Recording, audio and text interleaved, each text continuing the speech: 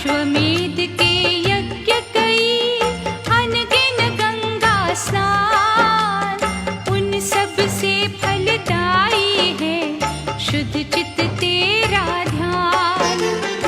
अमर गुणों के महासिंधु शशि